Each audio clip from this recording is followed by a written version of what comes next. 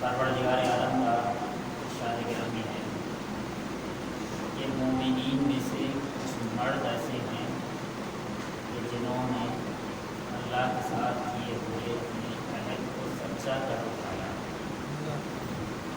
ان میں سے بعض اپنی مدت کو پورا کر چکے ہیں اور بعض انتظار کر رہے ہیں اور ان میں کوئی تبدیلی واقعی نہیں. اگر ہم تاریخ اٹھا کر دیکھیں تو پوری تاریخ میں کچھ ایسے مردان خدا ہیں کہ جنہوں نے تاریخ کا رخ بدل دیا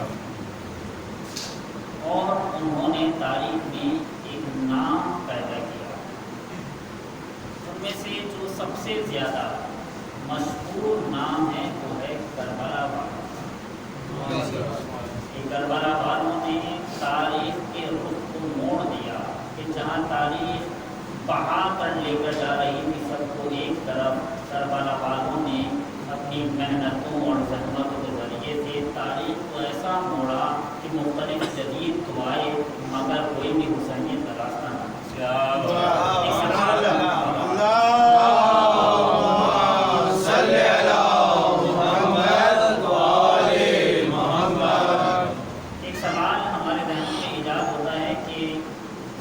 کربلا کے بعد دوسری کربلا رونما نہیں ہوئی. آخر کیوں؟ کربلا سے پہلے مختلف مسائل رہے. امیر المومنین علیہ السلام کے زمانے میں، امام حسن علیہ السلام کے زمانے میں، امام حسین علیہ السلام کے زمانے میں. لیکن امام حسین علیہ السلام نے جب کربلا کو برپا کر دیا تو امام حسین کے بعد کربلا کسی بھی امام نے برپا نہیں کی. آخر کیوں؟ آخر آیت ضرورت پیش نہیں آئی یا کربلا برپا نہیں ہو سکتی تھی یا کیا وجوہات تھی؟ ان وجوہات کو ہم تلاش کرنے کی کوشش کرتے ہیں. اسی لیے کہنے والے نے کہا کہ آپ دیکھیں کہ پروردگار عالم نے بھی اس کربلا کے لیے بہت پہلے سے اہتمام کیا تھا. پروردگار عالم نے کربلا کے لیے حضرت آدم علیہ السلام کے زمانے سے اہتمام کیا تھا. حضرت آدم علیہ السلام کے زمانے سے کربلا کو برپا کرنے کے لیے اہتمام کیا جا رہا تھا اور رفتہ رفتہ یہ مسئلہ آگے بڑھتا رہا یہاں تک کہ پیغمبر اکرم صلی اللہ علیہ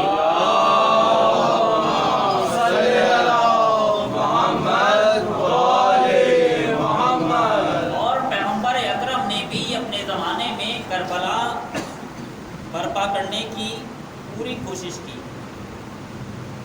ایک صلوات محمد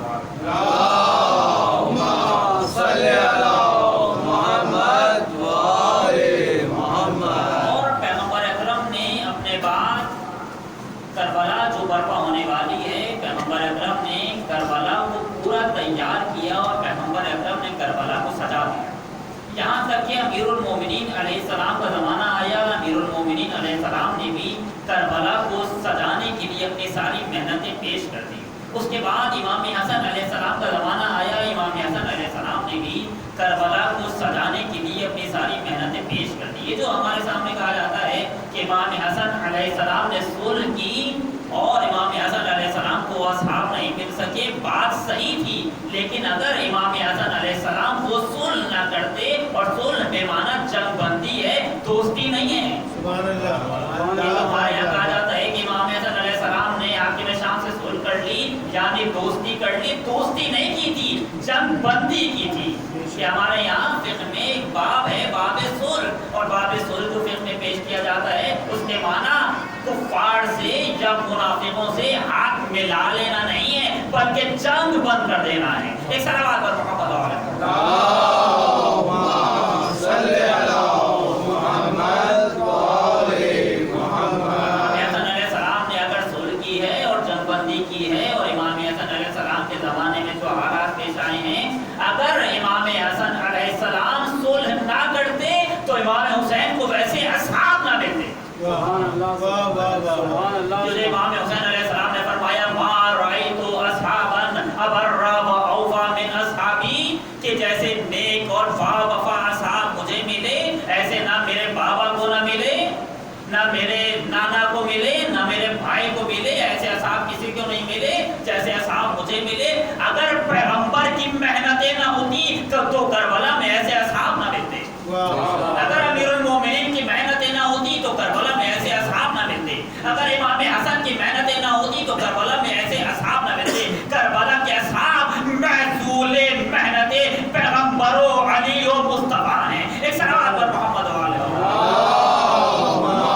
صلی علی محمد وآل محمد۔ تو غرض آپ دیکھیں کہ کربلا کو سجایا جا رہا تھا، اور یہ جو ایک جملہ کہا جاتا ہے کہ اسلام زندہ ہوتا ہے ہر کربلا کے بعد۔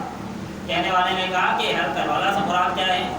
کربلا تو صرف ایک تھی، اسلام زندہ ہوتا ہے ہر کربلا کے بعد۔ اس کا معنی کیا ہے؟ کربلا صرف ایک تھی تو اسلام ہر کربلا کے بعد زندہ کیسے ہو گیا؟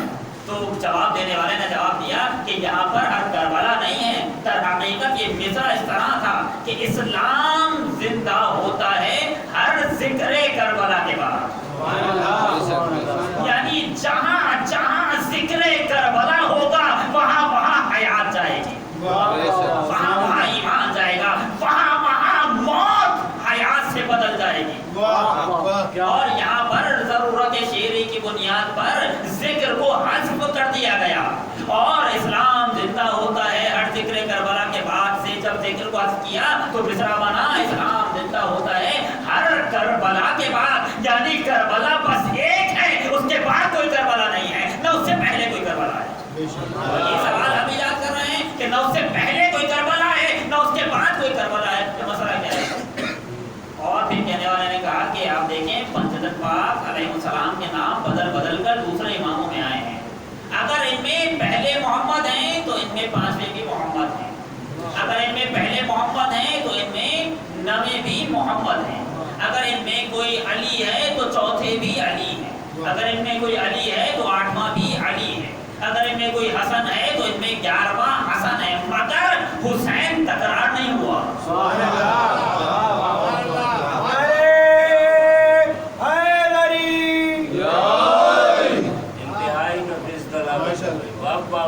محمد تکرار ہوا، علی تکرار ہوا، حسن تکرار ہوا، مگر حسین تکرار نہیں ہوا۔ آخر اس کی وجہ کیا ہے؟ جواب دینے والوں نے جواب دیا پروردگار چاہتا یہ تھا کہ اگر کربلا ایک ہو تو حسین بھی ایک ہی ہو۔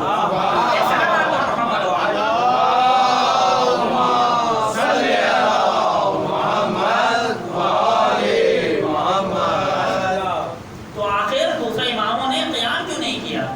اور یہاں میں جان بوجھ کے یہ لفظ کہہ دیا اس لیے کس طرح متوجہ کرنا چاہ رہا تھا، ایسا نہیں ہے کہ دوسرے اماموں نے قیام نہیں کیا۔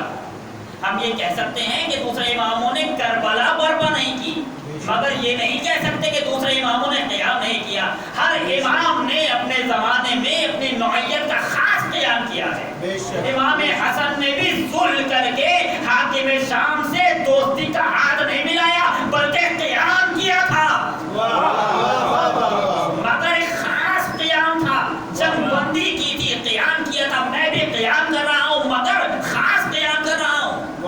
امام حسین نے بھی قیام کیا تھا، امام سید سجاد نے بھی قیام کیا تھا، لیکن خاص قیام ہے واقع حرہ کے زمانے میں جس طرح سے جو کچھ حالات پیش آئے حضرت نے سنا ہے، ہر امام نے قیام کیا۔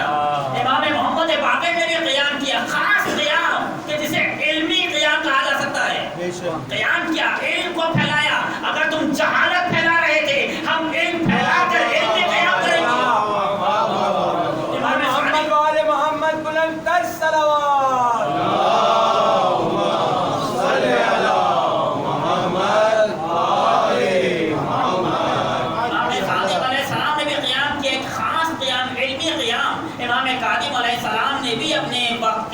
ظالم کے مقابل میں قیام کیا، خاص قیام، کیونکہ قیام صرف جنگ نہیں ہوتی، قیام یعنی اپنے وقت کے ظالم اور جابر کے مقابل میں ڈٹ جانا، بیعت نہ کرنا۔ کسی بھی کوئی بھی امام نہ کسی ظالم کے سامنے جھکا نہ سر جھکایا، ہر امام نے کسی بھی امام نے ظالم سے بیعت نہیں کی، ظالم کے مقابل پر سر نہیں جھکایا، ظالم کے سامنے تسلیم نہیں ہوا، یعنی ہر امام نے اپنے زمانے میں قیام کیا، مگر خاص قیام۔ قیام امام حسین نے بھی کیا، قیام دوسرے ائمہ نے بھی کیا، لیکن جیسا قیام امام حسین نے کیا ایسا قیام دوسروں نے نہ کیا۔ اور یہی میں سوال ایجاد کرنا چاہ رہا ہوں کہ آخر وجہ کیا ہے کہ امام حسین علیہ السلام نے جیسا قیام کیا ایسا قیام دوسرے ائمہ کے زمانوں میں نہیں ہوا؟ ان میں سے ممکن ہے آپ پہلا جواب یہ دیں کہ جیسے اصحاب امام حسین کو ملے ایسے اصحاب کسی کو نہیں ملے، کہ اگر ایسے اصحاب امیر المومنین کو ملتے تو امیر المومنین علیہ السلام پہ قیام کرتے، اگر ایسے اصحاب امام حسن کو ملتے تو امام حسن علیہ السلام بھی ایسا خاص قیام کرتے، اگر ایسے اصحاب امام سجاد علیہ السلام کو ملتے تو امام سجاد علیہ السلام بھی خاص قیام کرتے۔ جیسا کہ ایک شخص ہے سدیر سیروفی، وہ حضرت امام جعفر صادق علیہ السلام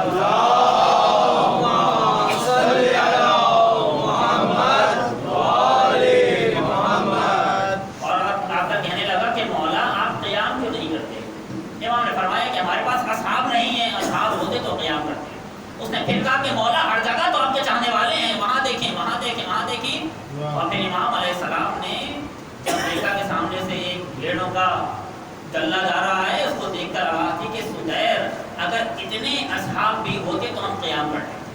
اور اس کے بعد سدیر کہتے ہیں جب میں نے ان جانوروں کو گنا تو 18 بھی نہیں تھے، یعنی جو اتنے سارے چاہنے والے نظر آ رہے ہیں وہ قیام کرنے کے وقت جن اصحاب کی ضرورت تھی ویسے اصحاب امام صادق علیہ السلام کے پاس نہیں تھے۔ یا تو مثلا ہارون مکی والا واقعہ حضرات نے سنا ہوا ہے کہ جب آنے والا آیا اور امام سے کہنے لگا کہ مولا آپ قیام کیوں نہیں کرتے؟ امام نے فرمایا کہ اگر میرے پاس اصحاب ہوتے تو قیام کرتا، آپ کے جب نے بھی تو قیام کیا تھا، ان کے پاس اصحاب تھے انہوں نے قیام کیا، میرے پاس اصحاب نہیں ہے میں نے قیام نہیں کیا۔ اور اس نے جب بہت زیادہ کہا کہ مولا اتنے سارے چاہنے والے ہیں، اتنے سارے آپ سے محبت کرنے والے ہیں، آخر قیام کیوں نہیں کرتے؟ سنی ہوئی ساری باتیں ہیں، ایک طرف اشارہ کرنا چاہ رہا ہوں۔ اور کہنے والے نے کہا کہ مولا آپ قیام کیوں نہیں کرتے؟ اتنے سارے چاہنے والے ہیں۔ امام نے آواز دی اچھا تم بھی ہم سے محبت کرتے ہو، تم بھی ہمیں چاہتے ہو؟ اس نے کہا جی مولا آپ سے محبت کرتا ہوں، آپ کو چاہتا ہوں۔ کہنے لگے جاؤ جلدی سے جا کر اس تنور میں کود جاؤ۔ اور پھر اس نے کہا کہ مولا میں کیسے تنور میں کود جاؤں؟ اگر تنور میں کودوں گا تو میں جل جاؤں گا، میرے بیوی ہیں میرے بچے ہیں۔ امام نے کوئی جواب نہیں دیا، خاموش رہے، کیونکہ ہر سوال کا جواب صرف دینا نہیں ہوتا بلکہ خاموشی بھی بہت بڑا جواب ہوتا ہے۔ اور ہماری خاموشی کو بے جوابی نہ سمجھنا، خاموشی بھی جواب ہے۔ اور کبھی کبھی خاموش رہ کر ہی جواب دیا جاتا ہے، مصلحتاً جواب ضروری نہیں ہے کہ اگر سامنے والے نے زبان چلائی ہے تو ہم بھی زبان چلا کر جواب دیں۔ اگر سامنے والے نے بد اخلاقی دکھائی ہے اور بد اخلاقی کی ہے، آپ اپنے اخلاق کے ذریعے سے جواب دے کر بتائیں تم یزید والے ہو میں حسین والا ہوں۔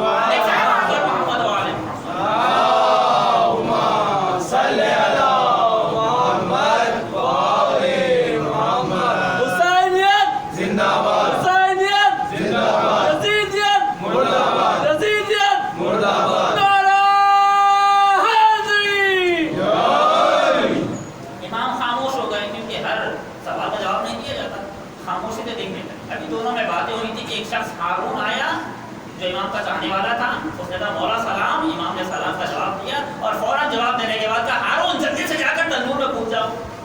ہارون نے نہ کچھ دیکھا، نہ ادھر دیکھا نہ ادھر دیکھا، پلک جھپکنے کی بھی مہلت نہ ملی، ہارون تنور میں کود گئے۔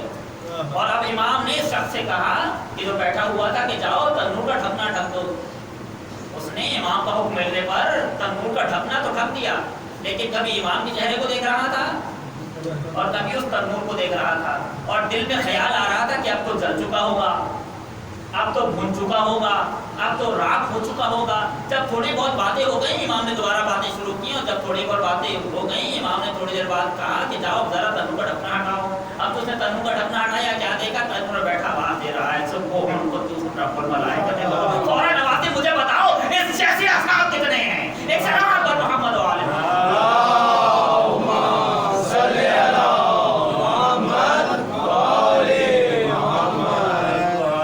ممکن ہے آپ کہیں کہ جیسے اصحاب امام حسین علیہ السلام کو ملے ایسے اصحاب کسی اور امام کو نہیں ملے، اگر دوسرے ائمہ کو ایسے اصحاب ملتے تو دوسرے ائمہ بھی قیام کرتے۔ یہ ایک جواب، لیکن ایک اور جواب دیا گیا، دو تین جواب بیان کر کے ایک جو واقعاً دل پر لگنے والی بات ہے وہ بات پیش کر کے بات متوقع کر دوں گا۔ بعض لوگوں نے کہا کہ نہیں، جو زمانہ امام حسین علیہ السلام کے زمانے میں تھا، جیسا زمانہ امام حسین علیہ السلام کو ملا ایسا زمانہ دوسرے اماموں کو نہیں ملا۔ جو مقتضائے زمانہ امام حسین علیہ السلام کے زمانے میں پیش آیا وہ کسی اور امام کے زمانے میں پیش نہیں آیا۔ جیسے حالات امام حسین علیہ السلام کے زمانے میں تھے ایسے حالات دوسرے ائمہ کے زمانے میں نہیں تھے، نہ امیر المومنین علیہ السلام کے زمانے میں تھے، نہ امام حسن علیہ السلام کے زمانے میں تھے، نہ امام حسین علیہ السلام کے بعد والے زمانوں میں اس طرح کے زمانے تھے۔ یہ کیسا زمانہ تھا اس کو پیش کروں ذرا۔ کچھ صورتیں ہوتی ہیں، کبھی ایسا ہوتا ہے کہ ایک اچھا کام ہوتا ہے اور اچھا کام انجام دیا جاتا ہے، ایک برا کام ہوتا ہے اور برے کام کا انجام نہیں دیا جاتا۔ یہ تو ایک آئیڈیل سچویشن ہے، بالکل ہی پہلے مرحلے پر جو کچھ ہونا چاہیے وہ یہی ہے کہ اچھا کام انجام دیا جائے اور برا کام انجام نہ دیا جائے۔ اس سے اگلے مرحلے پر جب بات بگڑتی ہے تو کیا ہوتا ہے کہ ایک اچھا کام ہے مگر اسے انجام نہیں دیا جا رہا، یہ ایک مرحلہ ہے۔ ایک برا کام ہے اسے انجام دیا جا رہا ہے، لیکن اس مرحلے پر اچھے کام کو اچھا سمجھا جا رہا ہے، برے کام کو برا سمجھا جا رہا ہے مگر اچھا کام انجام نہیں دیا جا رہا اور برے کام کو ترک نہیں کیا جا رہا۔ یہ ایک مرحلہ ہے۔ اگر معاشرہ اس نہج پر پہنچ جائے تو اب بھی ہدایت ممکن ہے کہ اچھے کام کو اچھا سمجھا جا رہا ہے اور اسے انجام نہیں دیا جا رہا۔ اس کا مطلب یہ ہے کہ ابھی معاشرے میں کچھ رمق حیات باقی ہے، اگر اسے بتا دیا جائے کہ تم اچھا کام کیوں نہیں کر رہے تو وہ اچھا کام کرنے لگے گا۔ اگر اسے تھوڑا سا متنبہ کر دیا جائے اور اس کے عواقب سے خبردار کر دیا جائے تو وہ جو اچھا کام انجام نہیں دے رہا وہ اچھا کام انجام دینے لگے گا۔ اگر وہ شخص جو برا کام انجام دے رہا ہے اگر اسے کہا جائے کہ اس برے کام کا نتیجہ یہ ہے تو برا کام چھوڑ دے گا۔ اب بھی اس معاشرے کی ہدایت ممکن ہے، لیکن اس سے بری ایک اور حالت پیش آتی ہے، توجہ فرمائیے گا۔ اس سے بری ایک اور حالت پیش آتی ہے، وہ کیا حالت ہے کہ اچھے کام کو اچھا سمجھا ہی نہیں جا رہا، برے کام کو برا سمجھا ہی نہیں جا رہا۔ ایک شخص برا کام انجام دے رہا ہے کیونکہ وہ اس برے کام کو اچھا سمجھ رہا ہے، ایک شخص اچھا کام انجام نہیں دے رہا کیونکہ وہ اس اچھے کام کو برا سمجھ رہا ہے، یعنی معروف منکر بن چکا ہے اور منکر معروف بن چکا ہے۔ جب ایسا مرحلہ آ جائے تو ایسے مرحلے پر انسانیت دم توڑ رہی ہوتی ہے۔ اب اس انسان کی ہدایت اتنی آسانی سے نہیں ہوگی۔ امیر المومنین کا زمانہ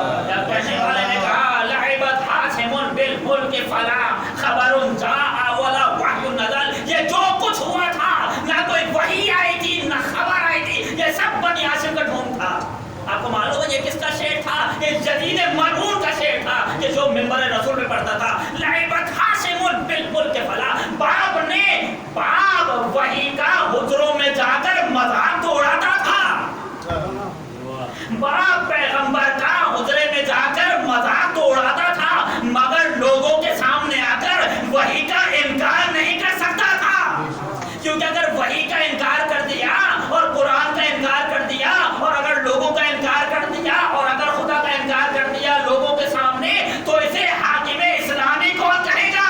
اگر اسلام ہی نہیں تو حاکم اسلامی کہاں کا؟ اسلام پر محمد والے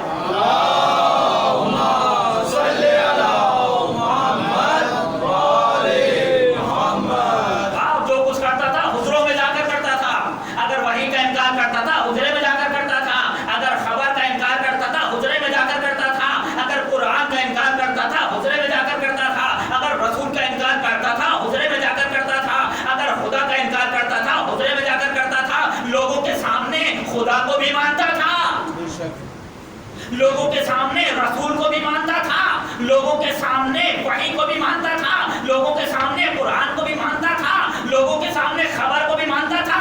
باپ نے ظاہر محفوظ کیا تھا، بیٹے نے ظاہر بھی محفوظ نہ کیا، لوگوں کے سامنے آ کر خدا کا بھی انکار کیا، رسول کا بھی انکار کیا، قرآن کا بھی انکار کیا، وحی کا بھی انکار کیا، خبر کا بھی انکار کیا۔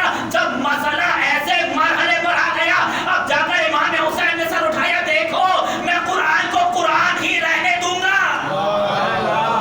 میں وحی کا انکار نہیں ہونے دوں گا، میں خبر کا انکار نہیں ہونے دوں گا۔ اور اس کے بعد امام حسین نے اسلام کی کشتی کو یزیدیت کے بھنور سے ایسا نکالا کہ بعد میں یزیدیت تو آئی مگر حسینیت کی کشتی نے پھنسنے نہ دیا۔ اسلام پر محمد والے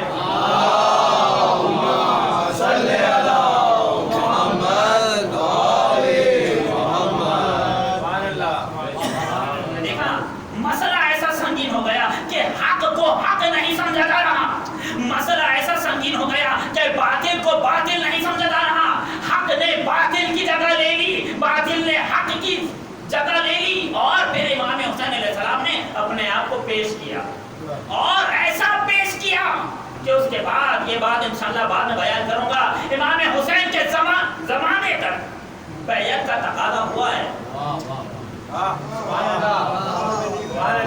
امام حسین کے بعد بیعت کا تقاضا نہیں ہوا۔ زینب نے اطمینان سے چادر میں باندھ کے بیعت کی لاش پھینک دی نہر فرات میں۔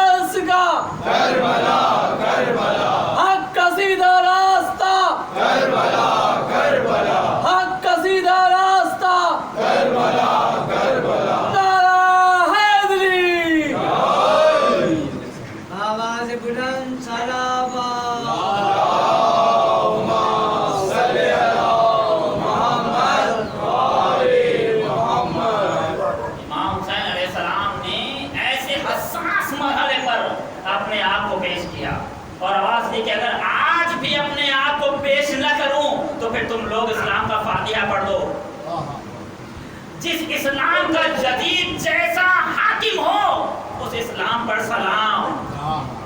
امام حسین کا جملہ ہے، سلام اس اسلام پر، اور فاتحہ پڑھ لینی چاہیے ایسے اسلام کی جس اسلام کا حاکم جدید جیسا ہو۔ اور آپ مجھے اس بات کا جواب دیں، سوچیں کہ امام حسین علیہ السلام نے اس حساس مرحلے پر اپنے آپ کو پیش کیوں کیا؟ اپنے آپ کو پیش نہ کرتے؟ امام حسین علیہ السلام اپنے اصحاب کی جان دے دیتے، اپنے گھر والوں کی جان دے دیتے، اپنی اولاد کی جان دے دیتے، اپنے آپ کو پیش کیوں کیا؟ آپ جواب دیں گے کیونکہ خدا کا حکم تھا، امام حسین علیہ السلام نے کیوں پیش کیا اپنے آپ کو؟ خدا نے کہا تھا حسین اپنے آپ کو پیش کرنا ہے، تمہیں اپنی جان دے دینی ہے، تمہیں اپنی ناموس دے دینی ہے۔ امام حسین علیہ السلام نے اپنی جان بھی دے دی، اپنے ناموس بھی دے دی خدا کی راہ میں۔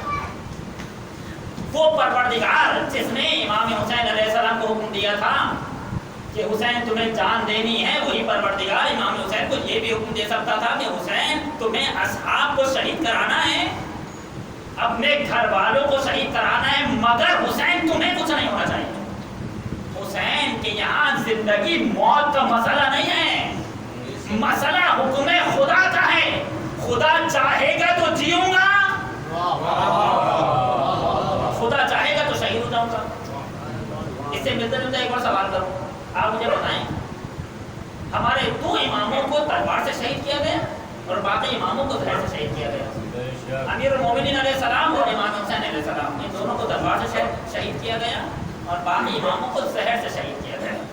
اور کافی مرتبہ ایسا ہوا کہ آنے والا تلوار لے کر آیا، تو پیغمبر کے ساتھ ہی ہوا، آنے والا تلوار لے کر آیا اور جب پیغمبر کے سامنے تلوار نکالی، ہاتھ لرزے اور تلوار گر گئی۔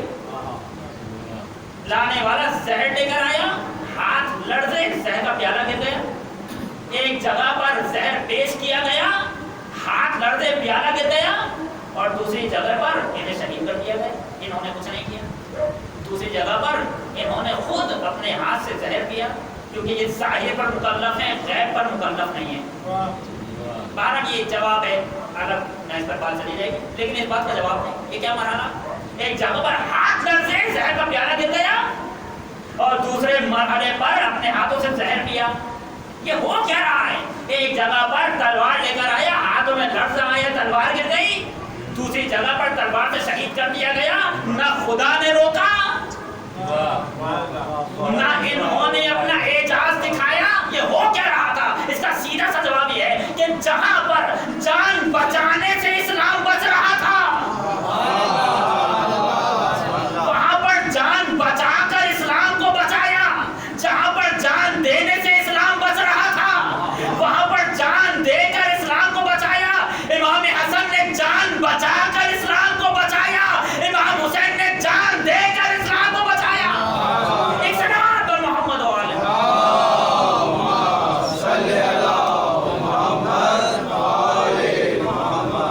آپ دیکھیں کیا ہو رہا ہے۔ اگر پروردگار عالم نے امام حسین علیہ السلام کو حکم دیا تھا کہ حسین تمہیں اسلام کو بچانا ہے، وہی پروردگار جس نے یہ حکم دیا تھا کہ حسین اپنی جان دینی ہے، وہی پروردگار یہ حکم بھی دے سکتا تھا کہ حسین تمہیں کچھ نہیں ہونا چاہیے۔ کیا حسین ابن علی کے لیے کوئی فرق تھا کہ یہاں خدا کے حکم کو مانے، وہاں خدا کے حکم کو نہ مانے؟ لیکن نہیں، یا دوسرے لفظوں میں خدا نے یہی حکم کیوں دیا کہ حسین تمہیں شہید ہونا ہے؟ پروردگار تیرے نزدیک ابھی روئے زمین پر جو محبوب ترین شخص ہے وہ حسین ہے، اور تو نے حسین ہی کو کہا ہے، یہ ذمہ داری دی ہے کہ حسین جب سب شہید ہو جائیں گے تمہیں بھی شہید ہو جانا ہے۔ آخر وجہ کیا ہے؟ پروردگار عالم نے امام حسین علیہ السلام کو اتنی تاکید کیوں کی کہ حسین تمہیں شہید ہونا ہے؟ اس کا جواب میں ذرا تھوڑا سا دلانی ہے، لیکن غور سے سنیے۔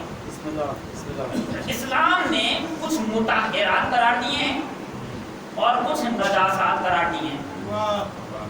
مثلا مطہرات یعنی پاک کرنے والی چیزیں، مثلا میرے ہاتھ پہ اگر خون لگ جائے تو کیا میں مٹی سے رگڑوں میرا ہاتھ پاک ہو جائے گا؟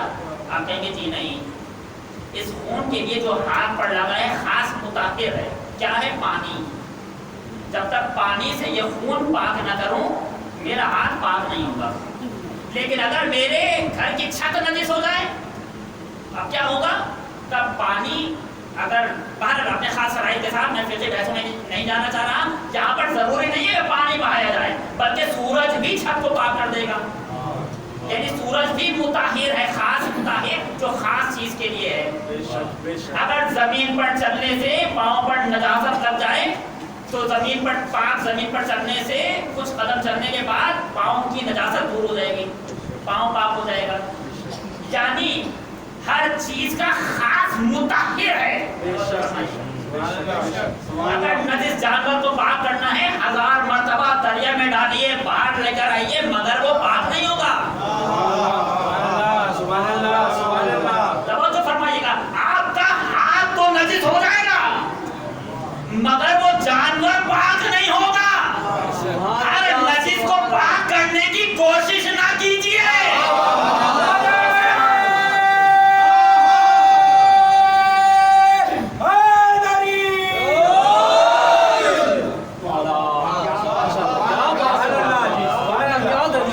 इस नजीस जानवर को पाक करते रहिए, 1000 मरतबा दरिया से बाहर निकालें, मगर नहीं, ये पाक नहीं होगा, आप नजीस हो जाएगा। इसके लिए खास तरीका है, इस्तिहारा किया जाएगा। शराब को पाक करना है तो इनकलाब किया जाएगा। बहरन मुताहिरात, कुछ मुताहिरात हैं और कुछ नजासात हैं। हर नजासत के लिए खास मुताहिर है। अगर नजासत जाहिरी हो तो जाहिरी मुताहिर के जरिए से पाक हो जाएगी। अगर जाहिरी नजासत हो तो जाहिरी मुताहिर के जरिए से पाक हो जाएगी।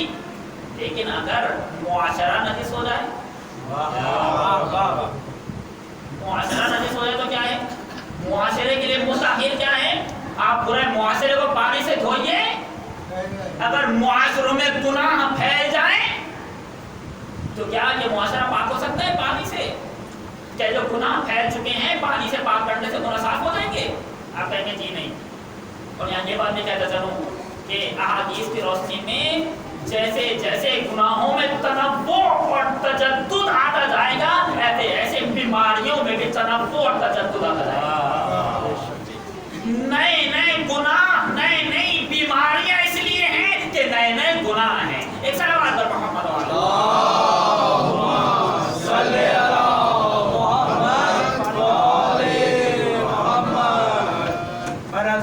ज़हरा सलामुल्लाह अलैहा बुलंद तर सलावत।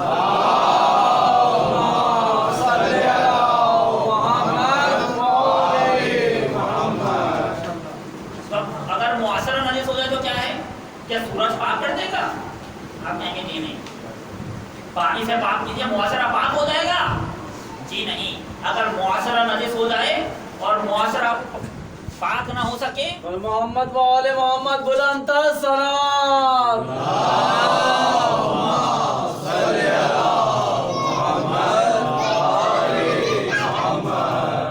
नारे हैदरी या अली या अली या अली मदद हक है। सलाह सेहत और सलामती है उलमाए हक बुलंद सलावत।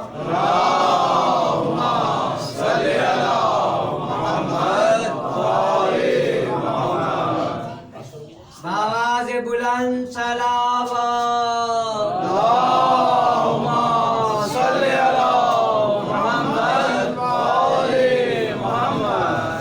अगर मुआशरा नजिस हो जाए, बात शुरू की जाए। अगर एक सलावत है मोहम्मद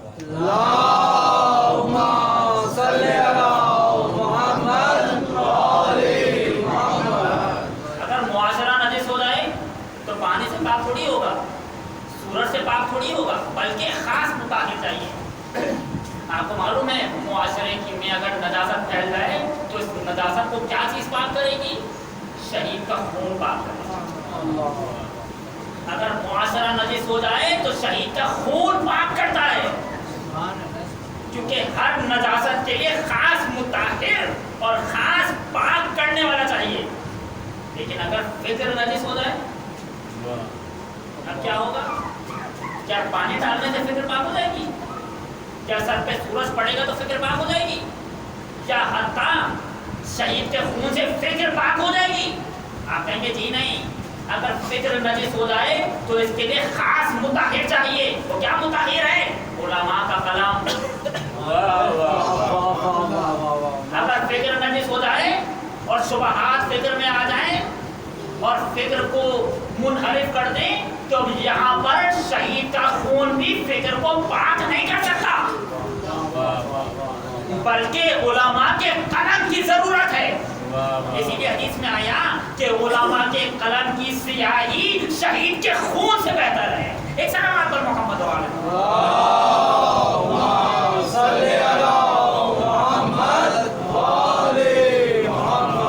तो गरज हर नजासत के लिए खास मुताहिर है। जाहिरी नजासत के लिए एक मुताहिर है। मुआशरे में नजासत फैल जाए तो एक मुताहिर है। फिक्र नजिस हो जाए तो एक मुताहिर है।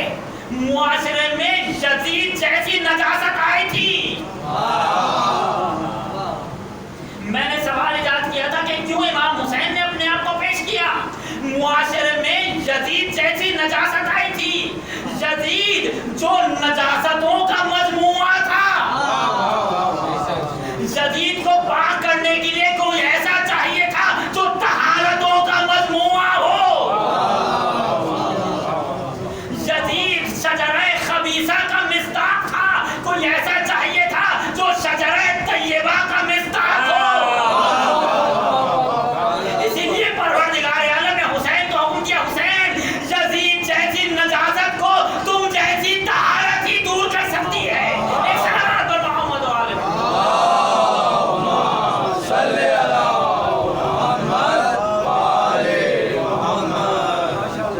और ऐसे मौके पर इमाम हुसैन अलैहिस्सलाम ने अपना खून देकर और अपनी इज्जत परवरदिगार आलम के राह में देकर जदीद और जदीदियत का खात्मा किया।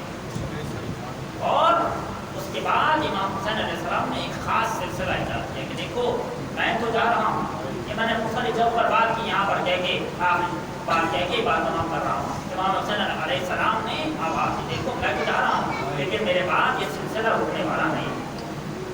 और आवाज़ दी मिसली ला युबाइउ इस्लाम, मुझ जैसा जदीद जैसे की बैत नहीं कर सकता।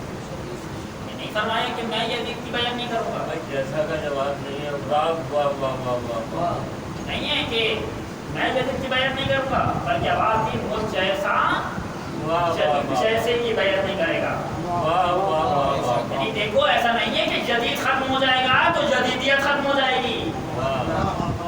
जदीद के बाद मुख्तलिफ जदीदों का सिलसिला आएगा। अगर हर जमाने में जदीद होगा तो हर जमाने में कोई हुसैन भी होना चाहिए। एक सलात पर मोहम्मद व आले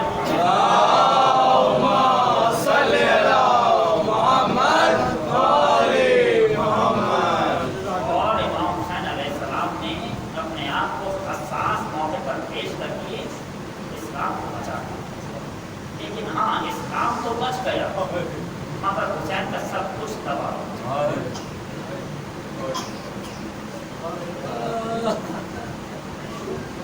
इस्लाम तो बच गया मगर हुसैन का कुछ न। हुसैन ने अपना अकबर के दे दिया और हुसैन ने अपना असगर के दे दिया और कुछ भी अपनी राह में बचा के न।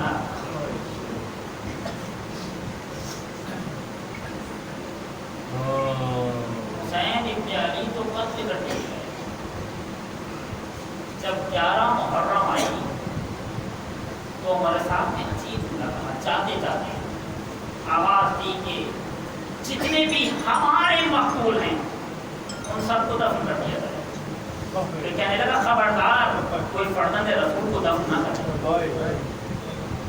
कोई हुसैन को दफन ना करे।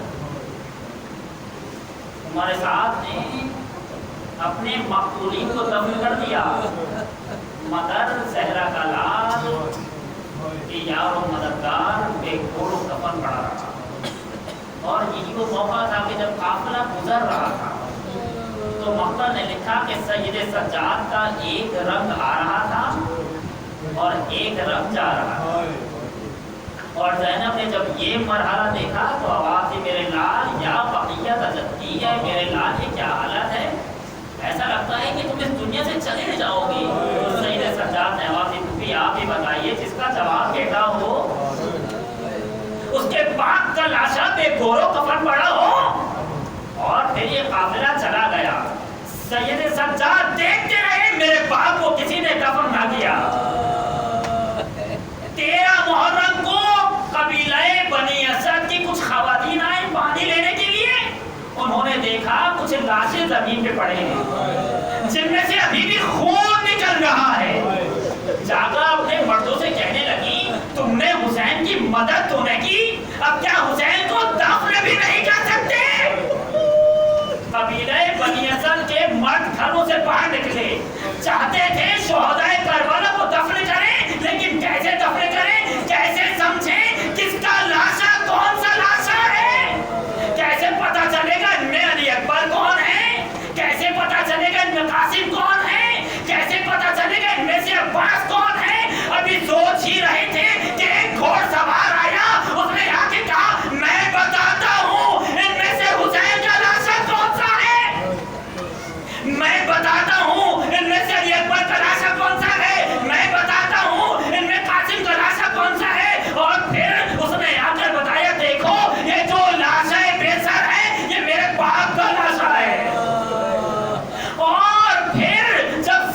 सज्जाद ने अपने बाप को दफन करने की कोशिश की, जहां से लाशा उठाया वहां से वो हिस्सा अलग हो गया।